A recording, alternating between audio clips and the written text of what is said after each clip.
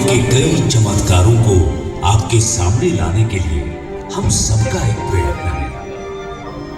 आपको ये दिखाने के लिए कि हमारी पृथ्वी, हमारा सौर मंडल और हमारे ब्रह्मांड की दुनिया के कई सारे खिलाड़ी कैसे अपनी अपनी अनोखी भूमिका निभाते हैं।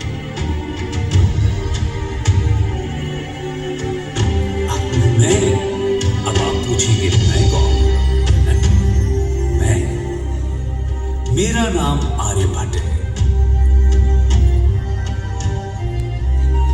मेरा जन्म लगभग 476 ईस्वी में बिहार राज्य के कुसुमापुरा, जिसे पाटलिपुत्र के नाम से जाना जाता था, जो कि आज आधुनिक पटना है, वहां पर हुआ था। उस समय पाटलिपुत्र पर गुप्त वंश का शासन चल रहा था। इस अद्भुत धरा से मुझे संबंधित होने पर गर्व है, जिसने विश्व को ज्ञान, मार्गदर्शन तथा सबसे ज्यादा सत्य की खोज की ललक दी है।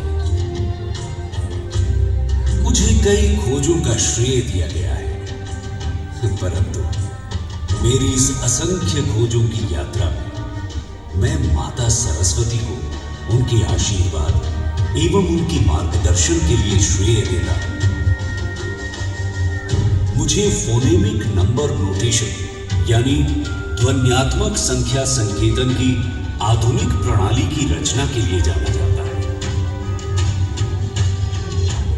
जिसमें संख्याओं को कॉन्सोनेंट वावल मोनोसिलेबल्स अर्थात व्यंजन स्वर मोनोसिलेबल्स के द्वारा दर्शाया जाता है,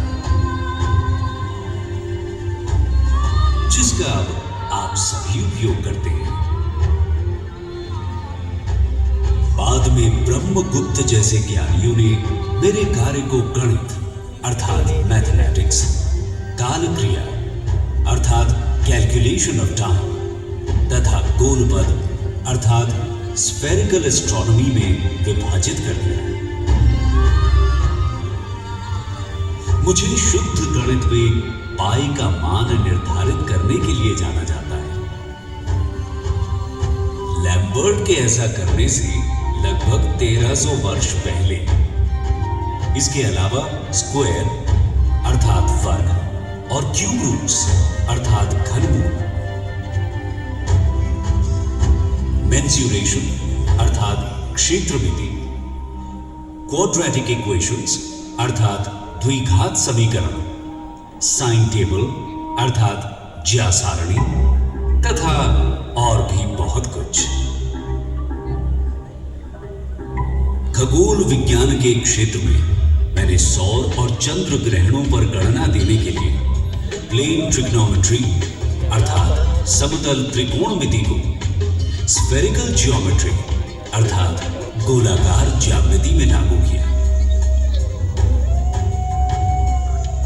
साथ ही साथ यह सिद्धांत भी दिया था कि पृथ्वी अपनी धुरी पर ही घूमती है। पृथ्वी के व्यास की सही गणना करने में भी पूर्ण रूप से सक्षम हुआ।